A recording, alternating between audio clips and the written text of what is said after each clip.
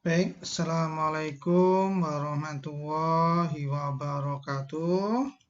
Kita bertemu kembali dalam sesi yang keberapa ini ya? Ketujuh, dalam minggu yang ketujuh ya. Ya, ekonomi publik. Kali ini kita akan membahas chapter 4 yaitu tentang eksternalitas ya, seperti itu. Mungkin Anda sering mendengar eksternalitas di media massa, di berita-berita ya, seperti itu.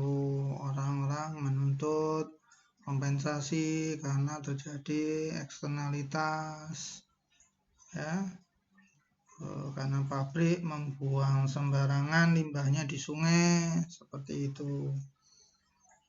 Oke, lantas sebenarnya apa sih yang dimaksud dengan eksternalitas? Itu kita pelajari bersama. Oke, Anda lihat di sini, ini adalah gambar pabrik ya. Pabrik mengeluarkan asap yang sangat tebal ya, seperti itu. Dan tentunya asap ini membuat kerugian tidak hanya di sekitar daerah tersebut, tapi juga kerugian kepada kondisi bumi secara umum ya, seperti itu. Karena adanya emisi karbon ini, maka mengakibatkan ozon itu menjadi berkurang, terus terjadinya efek rumah kaca ya, seperti itu. Tahu ya efek rumah kaca ya? Jadi bumi kita itu sepertinya dilingkupi oleh kaca, seperti itu, yang mengakibatkan apa? Maka bumi kita itu menjadi lebih panas ya. Kalau Anda tinggal di rumah kaca itu kan sinar bisa masuk, tetapi relatif tidak mudah untuk bisa keluar, sehingga sinar bisa masuk, sehingga tentunya ada energi di situ, panas itu dapat dengan mudah masuk, tetapi sebaliknya akan sulit panas itu menjadi untuk keluar ya, seperti itu. Itulah efek rumah kaca. Dampak dari efek rumah kaca ini, maka bumi menjadi panas ya, seperti itu. Maka sebenarnya adanya corona ini ada hikmahnya juga ya. Ya, bumi itu seperti dinetralisir kembali ya. Dan katanya kalau dikatakan berita-berita itu bahwa foto dari luar angkasa itu bumi itu pada saat ini itu berubah menjadi lebih cantik. Kenapa? Ya karena aktivitasnya jauh berkurang daripada sebelum pandemi corona itu. Ya, karena kita tahu banyak aktivitas yang diliburkan, sekolah, bisnis dan lain-lain ya, seperti itu. Oke, selanjutnya adalah ini bentuk dari eksternalitas yang konsumsi ya. Misalnya polusi kendaraan bermotor, ya, sampah dari rumah tangga, sampah dari suara, jeduk ya, seperti itu. Apakah itu suara domestik maupun banyaknya hiburan di sekitar kita dan lain-lain ya, seperti itu. Oke, yang selanjutnya Anda lihat di sini. How's your salmon, dear? More like smoked salmon. Padahal di belakangnya itu ada orang yang merokok ya, seperti itu. Jadi sehingga salmonnya itu kayak salmon bakar. Itulah bentuk eksternalitas dari sisi konsumsi. Ya, seperti itu. Oke, kita pelajari lebih lanjut apa sih sebenarnya eksternalitas itu. Oke, dalam aktivitas ekonomi, apakah produksi, tadi kan sudah ada ya, produksi, pabrik-pabrik itu kan produksi ya, konsumsi atau distribusi, seringkali itu menimbulkan dampak atau berdampak pada pihak lain, other parties ya, atau pihak eksternal ya, seperti itu. Selanjutnya, ketika aktivitas itu mempengaruhi pihak lain, kesejahteraannya, dan itu tidak melalui market mechanism, maka itu disebut eksternalitas. Ya, seperti itu. Jadi, ada 2 poin ya lagi. Oke, lanjut. Yang selanjutnya, by definition, eksternalitas adalah aktivitas yang bisa mempengaruhi pihak yang lain. Apakah itu menjadi lebih baik atau menjadi lebih buruk? Jadi itu kan berpengaruh terhadap welfare tadi ya. Welfare-nya orang lain itu bisa menjadi lebih baik atau menjadi lebih buruk. Ya, dan dampaknya itu tidak diberikan kompensasi. Ya, itu menurut Samuelson and Nordahl seperti itu. Jadi itulah poin-poin dari eksternalitas ya, seperti itu. Apakah ada bahwa eksternalitas itu membawa dampak yang lebih baik? Ada ya, seperti itu ya, sederhana saja. Anda di dekat orang yang memakai penyegar, Anda nggak ikut berkontribusi atau apa, Anda itu akan merasa lebih segar, seperti itu. Ya, kecuali Anda punya alergi atau kebiasaan yang mumet kalau misalnya mendapatkan bau-bauan seperti itu. Ya, banyak lagi lah nanti kalau kita lihat di dalam konteks di lapangan atau contoh sederhana lainnya, kalau Anda mempunyai kebun yang sangat luas di depan rumah, misalnya seperti itu, banyak bunganya, banyak pohon-pohon buah-buahan seperti itu, maka sedikit banyak tetangga di sekitar Anda itu merasa lebih senang daripada tetangganya Anda itu hanya punya gedung yang besar tapi tidak mempunyai halaman yang penuh buah-buahan, penuh bunga-bunga. Kenapa kok lebih senang? Ya udaranya lebih segar dan itu sebenarnya tidak dinikmati oleh jenengan saja sebagai pemilik rumah, tetapi oleh masyarakat sekitarnya. Ya, ingat pohon, bunga-bungaan itu kan sebagai paru-paru dunia ya. Seperti itu, paru-paru lingkungan. Oke, belum lagi kalau misalnya tetangga Anda mempunyai peternakan lebah ya, seperti itu, maka sedikit banyak lebahnya itu juga ikut menikmati bunga-bungaan yang Anda tanam, buah-buahan yang Anda tanam juga, pohon buah yang Anda tanam ya, seperti sehingga bahwa eksternalitas itu bisa positif juga bisa negatif. Jadi membuat welfare itu semakin baik atau bisa juga menjadi lebih buruk ya, seperti itu. Jadi tergantung konteksnya. Jadi tidak hanya negatif saja, itu yang sering kali. Oke,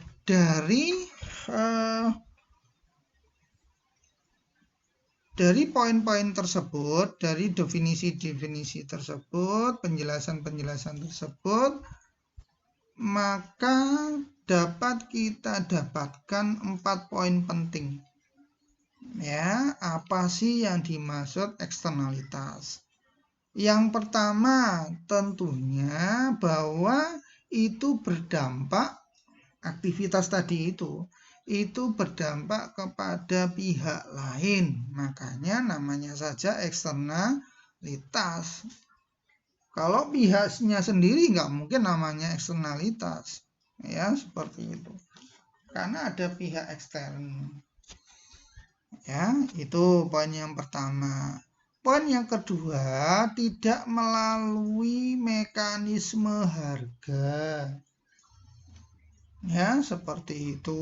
Tidak melalui mekanisme harga, maka itu bukan eksternalitas. Contoh sederhana, bumi misalnya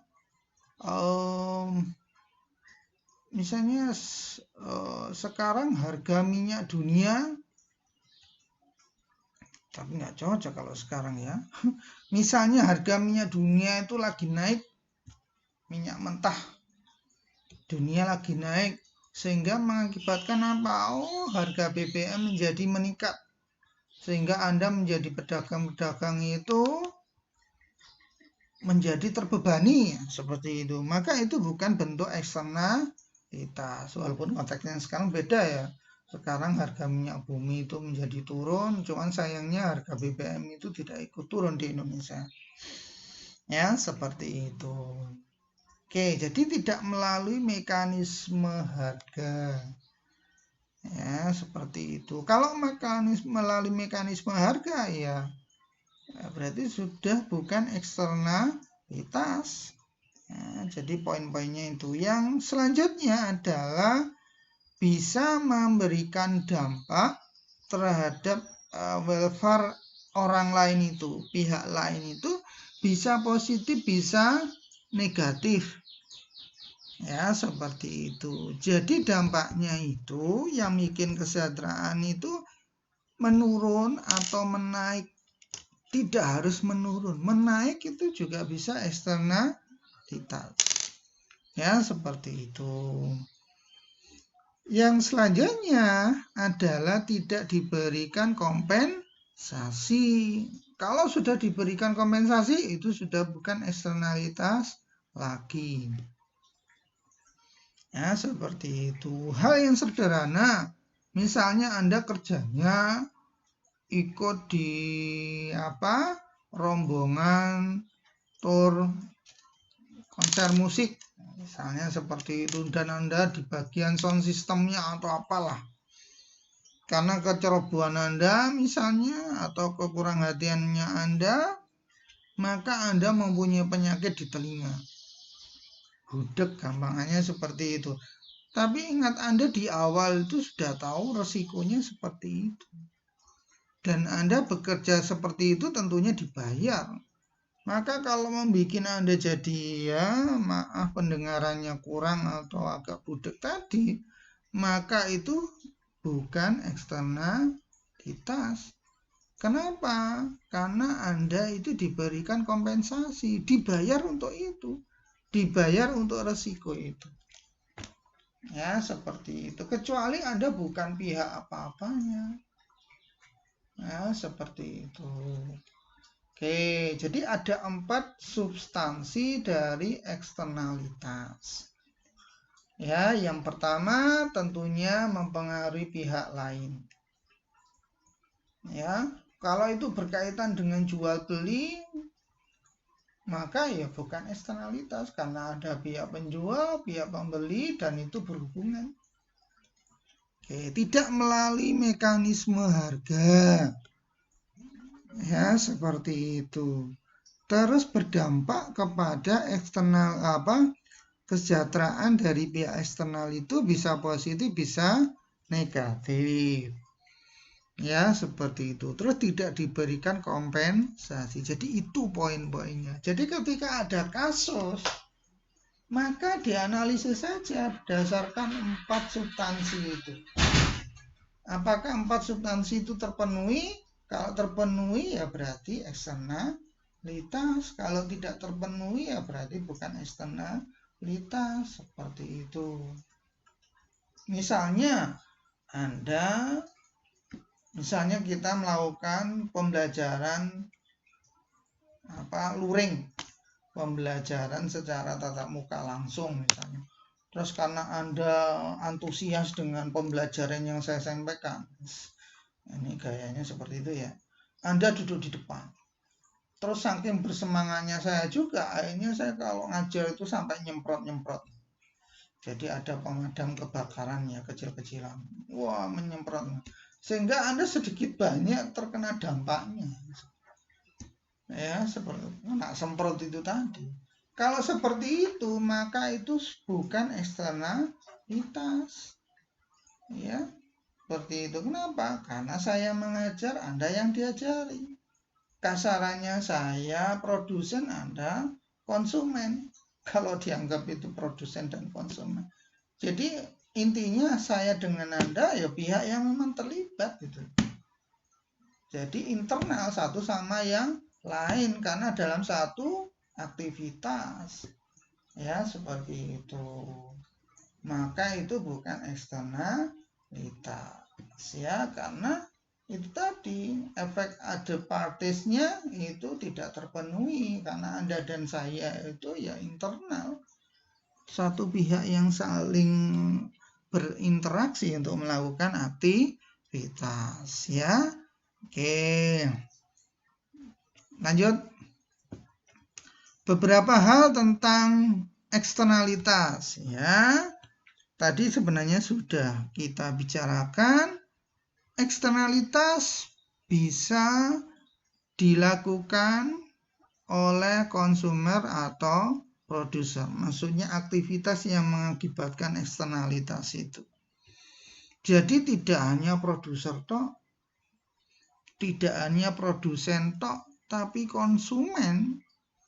Kalau dia melakukan aktivitas dan mengakibatkan dampak kepada pihak orang lain dan memenuhi 4 poin tadi, maka itu juga disebut eksternalitas. Di awal-awal kan tadi ada kartunya itu. Orang merokok kan konsumsi ya, oleh konsumen ya, oleh konsumer ya, seperti itu. Ternyata berdampak pada orang yang di sebelahnya. Ya, seperti itu. Makanya sekarang di fasilitas-fasilitas umum atau tempat-tempat umum ada banyak larangan untuk merokok ya, seperti itu. Apalagi tempat pendidikan di kampus itu jelas dilarang.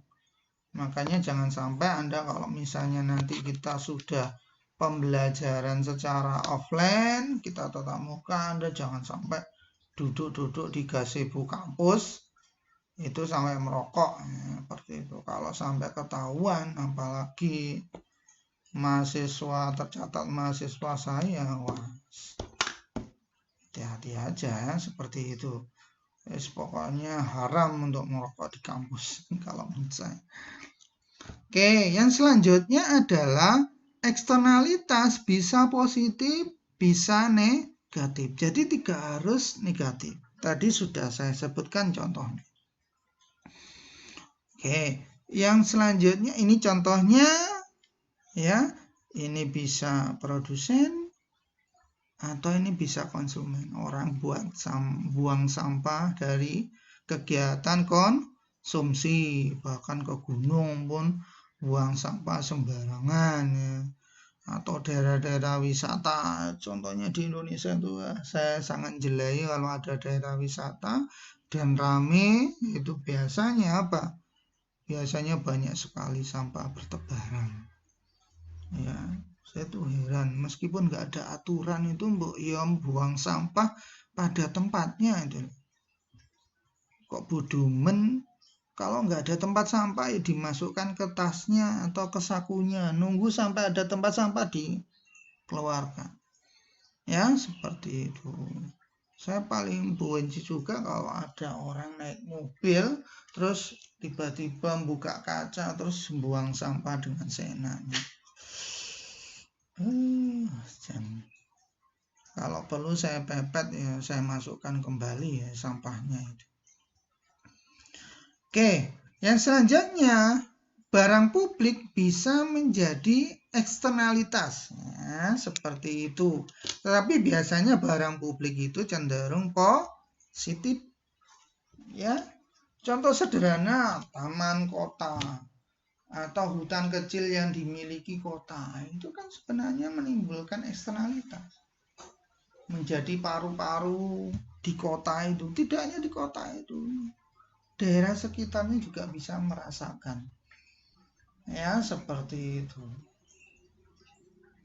Contoh sederhana saja, kalau misalnya hutan-hutan di Kalimantan, Sumatera itu ditebangi, niscaya Indonesia tambah semakin panas.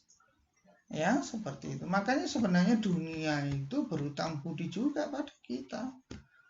Ya, di negara maju yang terkena industrialisasi sudah dari zaman bahula ratusan tahun yang lalu, di mana hutan-hutannya itu banyak yang hilang, ya, seperti itu.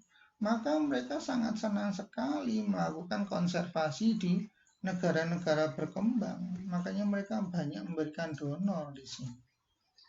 Kenapa? Karena hutan-hutan itu yang menjadi paru-paru dunia, tidak hanya paru-parunya Indonesia, masyarakat Indonesia, tapi menjadi paru-parunya dunia. Hutan di Kalimantan, di Sumatera, di Papua juga, ya, seperti itu. Oke, itu adalah public goods bisa menjadi eksternalitas. Ini contohnya, misalnya orang disediakan taman kota untuk berolahraga, tapi di situ banyak sekali pohon-pohonnya. Ya, seperti itu. Anda kalau misalnya tidak musim pandemik ini, saya senang sekali kalau membawa anak itu pergi ke UNJ atau ke UGM yang masih banyak tumbuh-tumbuhan besar-besarnya. Ya, UGM terutama itu masih banyak sekali tumbuh-tumbuhannya. Ya, sehingga kalau kita masuk ke situ rasanya segar. Apalagi zaman ketika saya kuliah dulu, kendaraan masih sedikit, maka sangat senang sekali olahraga di sekitar Geraha Sabah itu. Ya, zaman saya itu orang sedikit sekali bawa sepeda motor aja, mungkin yang naik bis bisa separuhnya pada saat itu. Sekarang hampir semuanya mbak sepeda motor, kebalikannya. Yang membawa kendaraan yang paling dari satu angkatan bisa dihitung dengan jari. Ya, seperti itu. Belum lagi yang bawa mobil, sekarang banyak sekali. Oke, selanjutnya berikut adalah analisis grafik dari eksternalitas. Prinsipnya suatu kegiatan, ini terutama yang produksi ya, maka itu menimbulkan marginal benefit, terus marginal cost. Oke, di mana marginal benefit dan marginal cost itu yang ada tentunya yang diperhitungkan oleh perusahaan adalah yang bersifat private atau internal. Makanya ini MPC bukan MC. MPC itu maksudnya marginal private cost. Jadi biaya privat tambahan. Ya, seperti itu. Marginal benefit tentunya berslope negatif, semakin lama semakin berkurang, sedangkan marginal cost berslope positif, ya, seperti itu. Dan tentunya tidak harus dari nol, seringkali dari yang positif. Oke, bermula positif. Oh, ini belum saya tambahi ya. Ini sumbu yang mendatar itu adalah produksi. Oke, sumbu yang ke atas ini adalah cost atau revenue atau benefit, ya, seperti itu. Ya, seperti itu. Oke, dengan keseimbangan antara MPC dan MP ini, maka kita dapatkan Q yang efisien berdasarkan yang private tadi. Namun ingat dalam aktivitasnya, dalam aktivitas produksi itu menimbulkan dampak. Ya, contohnya saja di sebelah Anda ada bengkel mobil, maka sedikit banyak itu ada dang-deng. orang las, wah suaranya teng seperti itu. Suaranya nyaring, belum lagi kalau pakai Gerindra ya. Gerenda ya seperti itu, maka menimbulkan marginal damage. Marginal damage ya sifatnya ya dari nol. Kalau tidak ada kegiatan ya damage-nya nol. Tapi kalau semakin banyak kegiatannya, semakin banyak produksinya, maka damage-nya semakin besar. Ya, seperti itu. Akibat adanya marginal damage ini, dan ingat damage ini dinikmati, bukan dinikmati ya sebenarnya. Intinya didapat ya, dinikmati itu yang sifatnya negatif ya. Itu kan didapatkan oleh masyarakat sekitarnya. Sehingga ini sebenarnya eksternal. Ya, eksternal cost itu. Sehingga apa? Maka tadinya biaya itu yang sifatnya private ditambahi oleh marginal damage. Sehingga muncul yang namanya marginal social cost. Ya, seperti itu. Jadi tidak private lagi ditambahi marginal damage. Itu secara teori. Kenapa? Karena marginal damage itu hakikatnya akan menambah cost. Ya, walaupun itu tidak dirasakan atau diabaikan oleh pemilik perusahaan. Sehingga secara ekonomi produk yang paling efisien itu berubah menjadi Ki Bintang ini. Apa? Produknya semakin turun. Kenapa? Karena dia mempertimbangkan bahwa ada kos yang lainnya yang ditanggung oleh masyarakat itu. Ya, seperti itu. Sehingga semestinya produksi itu tidak hanya di Ki di sini yang di awal tadi, tapi di Ki Bintang. Ya, Ki akibat adanya social cost. Karena marginal damage itu dimasukkan sebagai cost. Oke, seperti itu. Akan tetapi ingat, pola seperti ini kan sebenarnya pola yang ada di teori. Kenapa? Karena tidak semua produsen itu akan serta-merta menghitungkan damage itu menjadi cost. Belum tentu semua perusahaan itu misalnya dia membuat pengolahan sendiri karena dirasa karena menimbulkan cost, maka dia membuat apa? IPAL ya. Membuat intinya pengolahan limbah dulu. Setelah limbah itu diolah, maka air bersih disalurkan ke sungai. Kan tidak semuanya seperti itu. Ya, seperti belum lagi kalau pengolahan limbahnya itu mengalami kebocoran, ya, seperti itu. Oke, jadi intinya belum tentu mereka bisa dengan sadar diri memasukkan marginal damage itu menjadi biaya. Ya, seperti itu. Oke, sehingga mereka belum tentu mau mengkoreksi level produksinya. Ya, dari Ki menjadi Ki Bintang. Maka bagaimana solusinya? Ya, pemerintah harus intervensi di situ. Ya, pemerintah harus intervensi melalui apa? Misalnya melalui pemajakan. Pemajakan terhadap kegiatan tersebut. Ya, supaya apa? Supaya pajak itu sekiranya bisa menjadi biaya yang besarnya sama dengan damage-nya tadi. Supaya perusahaan bisa mengurangi produksinya. Dan pajak yang bisa diperoleh itu bisa diberikan kepada pihak yang terkena atau membangun yang lainnya. Ya, yang berguna untuk masyarakat umum. Oke, sehingga dengan adanya pemajakan tersebut, maka mau tidak mau perusahaan akan mengkoreksi level produksinya.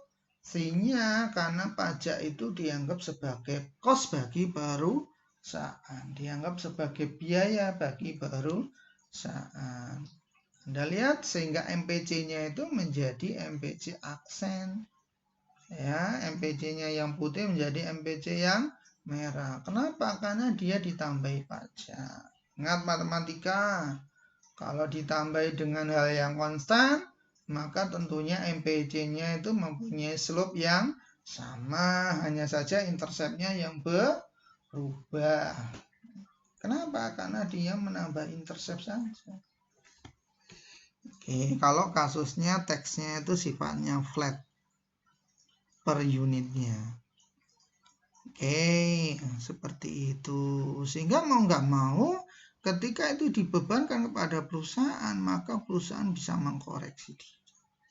Kecuali tadi, perusahaan mau sadar diri, oh saya itu sebelum membuang ke masyarakat, apakah itu berupa di udara, di aliran air, seperti itu, maka saya harus melakukan penyaringan, melakukan pengolahan terlebih dahulu, sehingga kalau dibuang ke sungai nantinya maka sudah menjadi sama halnya dengan air biasanya, tidak mengotori, bahkan menjadi lebih bersih. Ya, seperti itu.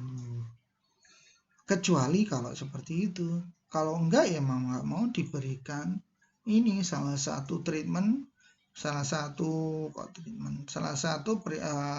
kebijakan yang diberikan oleh pemerintah itu melalui pajak.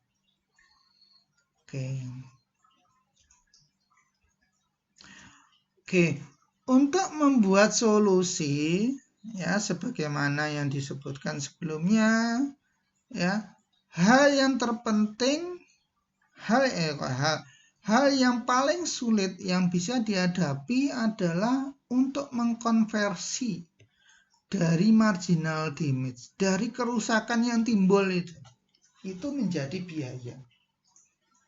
Ya, seperti itu.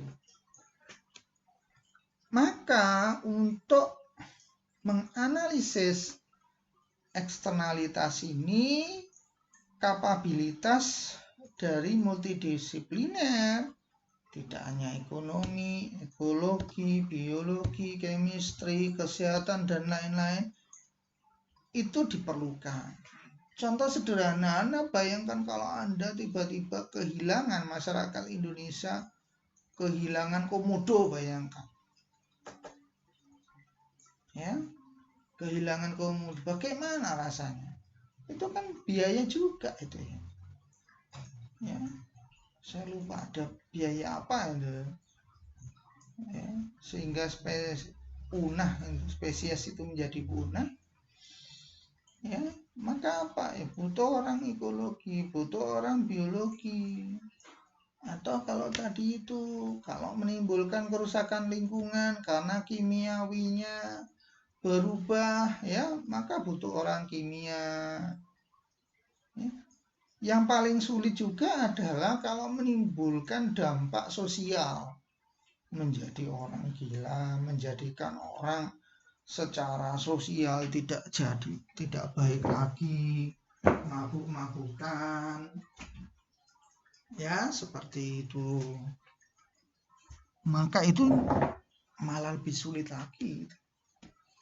Ya, tadinya orang baik-baik tuh disediakan tempat hiburan masuk di situ dan diizinkan oleh pemerintah, maka mengakibatkan daerah itu local wisdomnya menjadi punah. Misalnya masyarakatnya yang tadinya religius, ya, misalnya, atau menjunjung tinggi budaya lokal seperti itu, maka menjadi sok kebarat-baratan, sok gaya, ya seperti itu misalnya. Walaupun tidak semuanya berbau barat itu jelek, ya seperti itu. Oke. Yang paling parah kalau itu misalnya menimbulkan efek sosial yang lebih buruk, menimbulkan kejiwaan yang lebih buruk. Ya, seperti itu. Kesehatan juga, gara-gara membuang maka banyak orang yang bengek. Wah, itu kan kos juga itu. Orang jadi tidak produktif atau produktivitasnya menurun, ya, atau menjadi tidak bekerja sama sekali, ya itu sudah biaya berapa lagi yang ditimbulkan. Dia penghasilannya hilang, anak-anaknya tidak terurusi, gara-gara apa? Gara-gara bengek tadi. Bengeknya dari mana? Oh, dari tenaga listrik, generator listrik tenaga batu bara misal. Ya, seperti itu karena polutannya juga besar. Oke. Lanjut. Selanjutnya bagaimana respon dari privat atau swasta atau masyarakat kalau terjadi eksternalitas. Ya, misalnya. Yang bisa dilakukan adalah yang pertama merger. Bukan pertama ya, salah satunya misalnya merger. Ya, jadi mengkolaborasikan dua aktivitas yang mengakibatkan sinergi di antara mereka. Anda tahu sinergi ya? Sinergi itu gampangnya 1 + 1 bukan 2 lagi, tapi lebih dari 2. Itu namanya sinergi. Intinya melakukan kolaborasi ya untuk bekerja sama dan itu menjadikan semuanya lebih baik. Ya, seperti itu. Oke, berkaitan dengan eksternalitas ini, merger itu secara prinsip esensinya itu adalah untuk menginternalisasi pihak luar tadi. Ya, sehingga marginal damage itu bisa terkompensasi. Ya, seperti itu. Bisa terkompensasi sehingga menguntungkan bagi satu pihak, bahkan bisa kedua belah pihak. Contoh sederhana misalnya, kalau Anda lihat contohnya ini terus terang saja, misalnya ada daerah di Kopi Klothok itu. Kalau Anda masuk itu kan jalanan yang mestinya jalanan umum itu kan menjadi penuh itu. Tapi saya nggak tahu apa mekanismenya di situ. Tapi di situ warga itu menjadi diuntungkan juga, ya, menjadi tukang parkir, ya, sehingga apa? Yang punya perusahaan, yang punya rumah makan menjadi merasa tenang karena tidak harus mengendalikan perparkiran itu, ya. Tapi di sisi lain masyarakat juga menjadi lebih dienakkan, mendapatkan manfaat dari kegiatan apa itu wisata kuliner itu. Ya, masyarakat mendapatkan pemasukan lebih. Ya, seperti itu. Sehingga tadinya misalnya ada satu desa, karena desanya itu masih alami seperti itu, terus dimasukin investor, terus membuat tempat hiburan. Ya, tempat hiburan jeda yang ternyata itu agak mengganggu juga ya. Belum lagi kalau keluar masuk ke tempat hiburan itu atau tempat hiburan atau restoran itu, maka menimbulkan debu-debu berterbangan. Nah, itu kan juga menimbulkan eksternalitas bagi masyarakat sekitar, terutama di jalan di sekitarnya. Ya, di sekitar jalan situ. Ya. Oke. Tapi kalau dilakukan merger, yaitu tadi masyarakat sekitar direkrut untuk menjadi keamanan, menjadi tukang parkir. Maka apa? Di satu sisi investor yang mempunyai tempat hiburan dan makan itu menjadi apa? Menjadi merasa lebih aman. Ya, kenapa? Karena pihak-pihak luar tadi yang dirugikan itu bisa menjadi bekerja sama, dan masyarakat itu juga menjadi diuntungkan, ya, menjadi keamanan, mendapatkan kompensasi, terus atau misalnya mengelola parkir, ya seperti itu. Atau mungkin nanti terjadi kesepakatan, kalau buat hiburan itu jangan seperti ini, ada toleransinya sedikit, ya seperti itu. Oke, intinya itu tadi, menginternalisasi pihak luar sehingga sudah bukan menjadi eksternal lagi. Pihak luar itu menjadi bagian dari kegiatan itu. Nah, itu yang dimaksud merger di sini. Ya, yang selanjutnya adalah social convention, konvensi sosial. Anda tahu konvensi ya? Konvensi itu kan peraturan yang tidak tertulis yang muncul, yang hidup di masyarakat. Ya, seperti itu.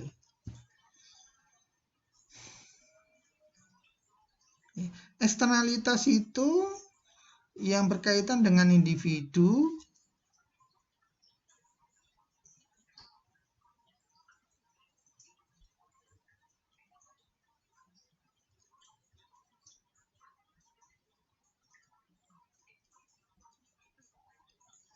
maksudnya bahwa eksternalitas itu yang tidak memungkinkan internalisasi, maka social convention itu bisa dimungkinkan untuk diberlakukan. Ya, seperti itu, di mana konvensi ini itu adalah perjanjian yang tidak tertulis yang dibuat oleh komunitas itu dengan pendekatan moral, ya, dan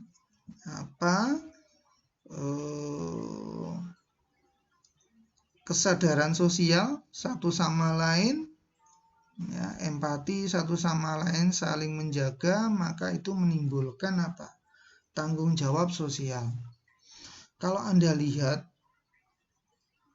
hal-hal ini sering muncul di masyarakat kita, terutama masyarakat yang jauh dari jauh dari peradaban modern, jauh dari kota-kota. Kalau Anda lihat di daerah Sumatera, di daerah Kalimantan, itu kan banyak sekali daerah-daerah larangan. Apakah hutan larangan, sungai larangan. Nah, itu sungai-sungai di Sumatera Barat, di Riau, atau kalau kita buka lagi banyak sekali di daerah yang lainnya, itu kayak semacam lubuk larangan. Lubuk itu kan sungai, atau intinya ya polanya seperti itu. Itu ikannya itu bisa diambil hanya pada waktu-waktu tertentu. Misalnya ada sungai seperti itu, terus ada suatu tempat di sungai itu misalnya dibatasi. Oh, larangannya itu sampai daerah ini, sampai daerah ini hanya bisa diambil pada waktu tertentu. Dan itu bisa menjadi event yang menarik, event budaya yang menarik. Ya, karena diambil hanya pada waktu tertentu sehingga ikannya itu besar-besar, 3-5 kilo bahkan lebih. Ya, seperti itu. Dan itu menjadikan spesies-spesies ikan di situ menjadi lestari. Kenapa? Karena lokal wisdomnya itu. Dan itu hanya diizinkan dibuka setelah melalui restu dari tetua adatnya itu. Ya, seperti itu. Menjadi event yang menarik. Misalnya orang yang masuk harus membayar iuran. Iuran itu dipakai untuk kesejahteraan bersama, membangun fasilitas dan lain-lain. Ya, dari itu maka menjadikan spesies-spesies yang ada di sungai itu menjadi lestari. Ya, menjadi lestari, sehingga tidak semuanya diizinkan. Setiap waktu diizinkan untuk memancing, mengambil ikan, tidak. Ya, hanya pada saat tertentu. Sehingga ya ikannya betul-betul besar. Dan itu sangat menyenangkan, ya. Seperti itu. Jadi menjaga ekosistem. Atau mungkin Anda kalau ke daerah-daerah itu kan banyak sekali larangan-larangan dari yang bersifat adat, sehingga apa? Maka tidak membutuhkan polisi. Misalnya Anda kencing sembarangan di hutan atau di tempat apa yang itu menjadi larangan, maka bisa jadi alat kelaminnya Anda yang menjadi bengkak ya, setelah kencing sembarangan tadi itu. Ya, kalau misalnya tidak gugu dari itu kan bisa menjadi langkah konservasi secara natural dari budaya atau itu tadi kearifan lokal yang ada. Tidak boleh menembak burung, ya, tidak boleh mengambil ikan apa kecuali pada hari tertentu, pada waktu tertentu. Nah, itu kan ya itu kan semacam social convention yang diciptakan oleh masyarakat dari turun temurun sehingga bisa menjadi alat konservasi. Ya, seperti itu. Oke, yang selanjutnya adalah respon publik terhadap eksternalitas. Ya, jadi pemerintah itu bisa mengambil tindakan, mengambil bagian untuk melakukan intervensi. Ya, bisa melalui pajak, bisa melalui subsidi. Hanya saja kalau subsidi ini tidak populer ya, tapi bisa saja secara teori. Ya, bisa untuk menciptakan pasar ya dari eksternalitas itu, tapi kita bicara lebih lanjut nanti. Oke, memantapkan ya atau menginforce property right, hak kepemilikan, hak akses atau kepemilikan terhadap resources yang ada. Ya, seperti itu. Itu adalah pola-pola intervensi yang bisa dilakukan oleh pemerintah dan melakukan regulasi. Ya, seperti itu. Yuk kita bahas satu persatu. Pajak, kalau pajak itu sudah jelas ya tadi ya. Dengan analisis grafik tadi itu kan ini ya, respon publik atau pemerintah itu terhadap adanya eksternalitas. Ya, seperti itu. Ya. Jadi sumber dari eksternalitas itu biasanya ya murahnya dari resources yang ada. Maka pemerintah harus intervensi melakukan pemajakan, apalagi kalau itu menimbulkan eksternalitas tentunya. Ya. Oke, terus selanjutnya subsidi, pemberian subsidi pada produksi itu supaya menjadi efisien, levelnya kan dikurangi ya. Seperti itu, maka perusahaan kan biasanya merasa rugi kalau dikurangi produksinya. Itu diberikan subsidi, tapi ini memang tidak populer. Tapi bisa saja terjadi. Kalau misalnya produk yang dihasilkan memang sangat diperlukan oleh masyarakat sekitar. Sedangkan perusahaan itu kalau berproduksi pada level yang efisien, maka dia akan rugi. Karena skala produksinya. Maka pemerintah memberikan subsidi. Tapi ya ini tentunya tidak populer dan jarang dilakukan. Ya, jadi memberikan kompensasi berkaitan dengan hilangnya output yang untuk mencapai level efisien tadi. Oke, yang selanjutnya adalah menciptakan pasar terhadap eksternalitas itu. Ya, gampangannya bahwa untuk melakukan polusi itu harus ada harganya. Jadi gampangannya orang kentut ya harus izin, dan izinnya itu bayar, gampangnya kayak gitu. Ya, kasarnya itu seperti itu untuk analogi mudahnya. Jadi Anda nggak sembarang kentut gitu ya. Artinya apa? pabrik-pabrik itu tidak sembarangan membuang polusinya. Kalau Anda membuang polusinya ya harus ada izin. Izinnya apa ya? Membayar. Seperti itu. Ya. Oke. Jadi kalau izinnya membayar maka otomatis apa? Ada supply and demand terhadap izin tersebut.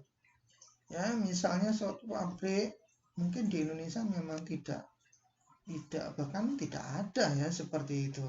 Makanya kemarin dulu saya ketika mengikuti seminar internasional ya, seminar internasional dan dari pembicara dari luar negeri Amerika, saya lupa siapa namanya, ahli lingkungan itu, bagaimana ya terapkan saja pasar pada eksternalitas tersebut, pada polusi tersebut ya, seperti itu. Ciptakan pasar ya. Kalau diciptakan pasar ya gampangnya orang kentut itu harus membayar.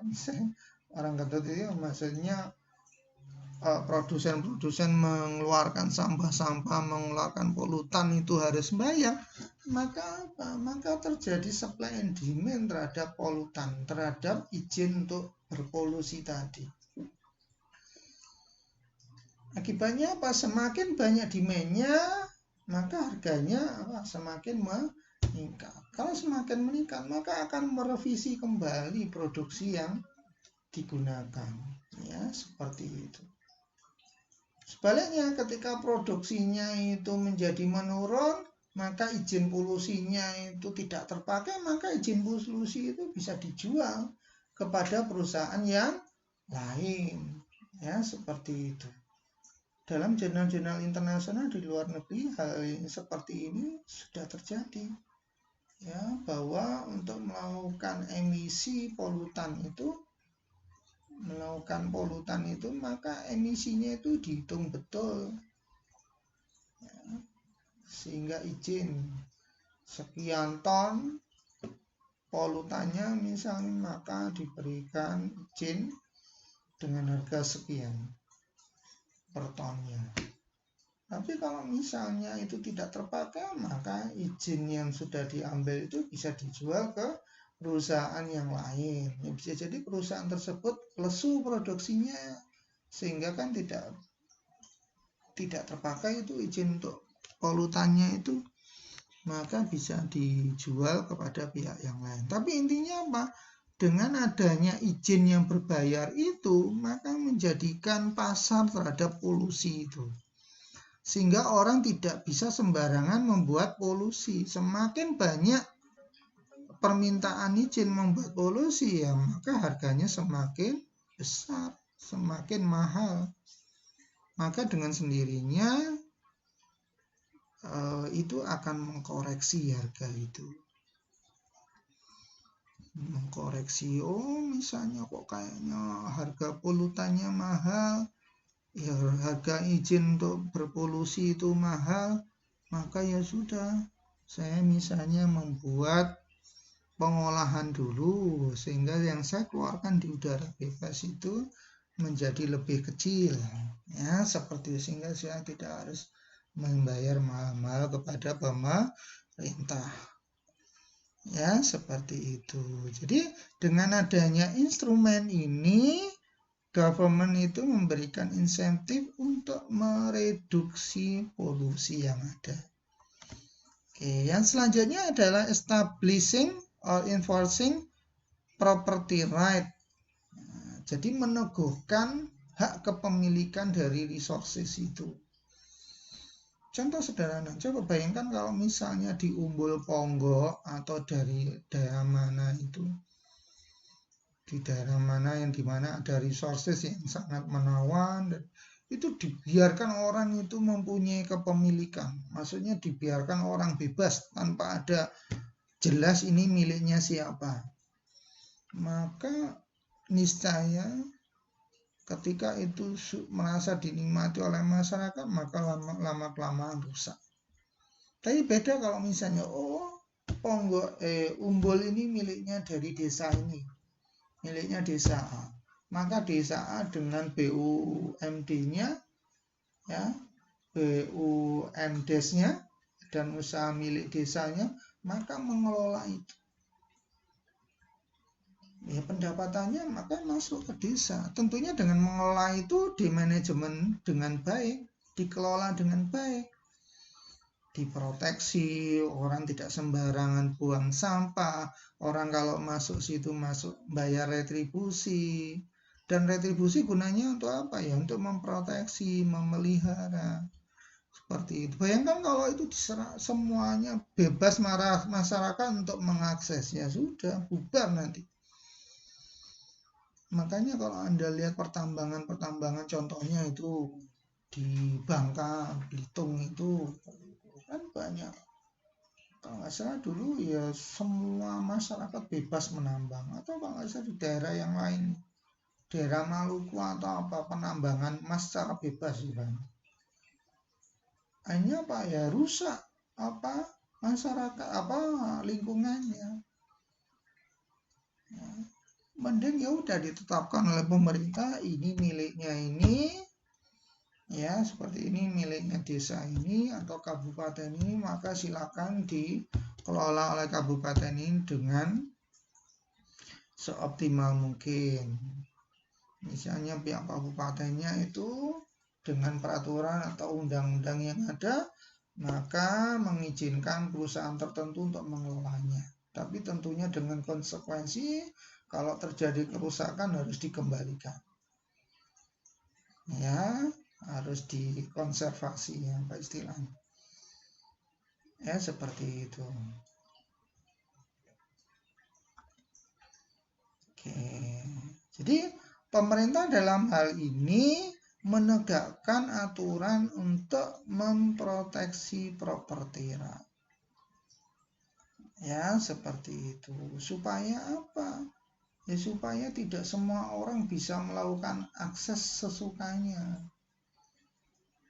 Ya, seperti itu. Atau mungkin zaman dulu ketika waktu masih baru-barunya reformasi, itu terjadi pemalakan hutan. Dan itu secara umum terjadi dari Pacitan sampai Banyuwangi. Ya, Anda silakan searching sendiri itu deh, zamannya pas presidennya siapa. Karena pada waktu itu diumumkan atau dikatakan ya, bahwa hutan itu milik rakyat, maka rakyat bebas menikmatinya. Akibatnya apa? Tidak hanya hasil hutan, bahkan kayu-kayu dijarah semua, kayu-kayu jati itu. Akibatnya banyak hancur itu. Tapi di situ ya ada hikmahnya juga. Maka timbul yang namanya apa? Lembaga masyarakat desa hutan. Ya, yang diberikan kesempatan untuk mengelola tanah yang dikuasai oleh perhutani misalnya. Terus sekarang banyak sekali juga muncul kerjasama antara perhutani dengan masyarakat dengan kontrak-kontrak tertentu misalnya. Ya intinya begini, kalau resources itu tidak ada kepemilikan yang jelas, semua orang bisa mengakses, maka nanti ya akan hancur resourcesnya. Ya, seperti itu. Akan dedel-duel dan manfaatnya nggak jelas untuk siapa. Dan akhirnya akan menimbulkan kerusakan. Akibatnya apa? Ya kayak hutan-hutan menjadi bundol. Ya, sungai-sungai yang bagus, danau yang bagus menjadi dangkal. Ya, karena tidak dikelola dengan baik, menjadi dangkal, menjadi kotor, dan lain sebagainya. Oke, dan skema ini tentunya harus mempunyai 2 persyaratan. Yang pertama adalah jelasnya marginal damage dan resources yang ada.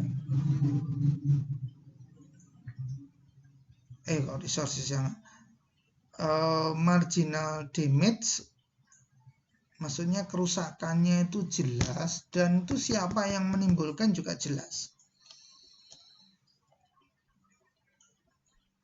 Ya, seperti itu. Terus pihak-pihak yang terlibat dalam eksternalitas itu ya itu sangat sedikit itu. Kalau itu sudah terlanjur besar sekali, banyak sekali pihak yang terlibat, ya sudah akan sulit sekali untuk memberikan solusinya itu. Ya, oke, mungkin dari saya cukup itu untuk sesi ini. Untuk regulasi, prinsipnya pemerintah itu memberikan aturan berupa undang-undang atau peraturan yang jelas termasuk sanksinya, ya intinya untuk mengendalikan penggunaan resources yang ada, sehingga nanti kalau ada eksternalitas nanti jelas siapa yang dihukum dan jelas sanksinya. Oke, baik, dari saya cukup itu. Silakan Anda pelajari kembali tentang eksternalitas ini dari berbagai sumber yang ada yang sudah saya sebutkan di dalam silabus yang ada. Baik, dari saya cukup itu. Wassalamualaikum warahmatullahi wabarakatuh.